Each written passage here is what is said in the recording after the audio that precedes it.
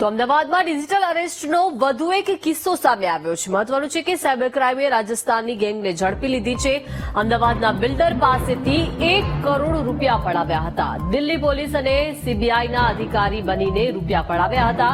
આરોપીઓ પાર્સલમાં MD drugs મળ્યું હોવાનું કહીને ડિજિટલ અરેસ્ટ કરતા હતા.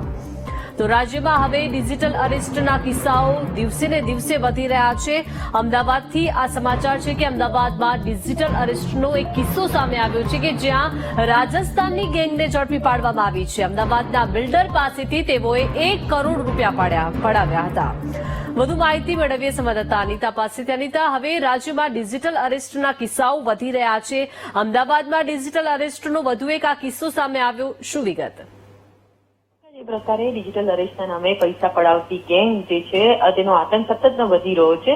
એક તરફ સાયબર ક્રાઇમની ટીમ અવેર કરી રહી છે લોકોને, લુક્કડ નાટક દ્વારા લોકોને ડિજિટલ અરેસ્ટ કે પછી તે રોકાણને લઈને જાગૃત કરવામાં આવી રહી છે. ત્યારે કેટલાક સ્થળે લોકોને ગેરમાર્ગે દોરીને આજે અધિકારી બનીને આજે ડિજિટલ અરેસ્ટ કરવાનો કિસ્સો વધુ એક સામે આવ્યો છે, જેમાં એક અમદાવાદના બિલ્ડર જે છે તેને સીબીઆઈના અધિકારી બનીને આજે ગેંગ દ્વારા રૂપિયા 1 કરોડ પડાવી દેવામાં આવ્યા હતા. જેમાં તેઓએ જે પાર્સલ મોકલ્યું હતું આધાર કાર્ડનો ઉપયોગ કરીને તેમની તમામ ડિટેલ્સ કહી હતી અને પોતે સીબીઆઈના અધિકારી બનીને તેમના જે પાર્સલની અંદર ટ્રસ્ટ મળ્યું છે તેવી વાત કરીને બિલ્ડરને ડરાવી ધમકાવીને 1 કરોડની રકમ પડાવી હોવાનો કિસ્સો સામે આવ્યો હતો.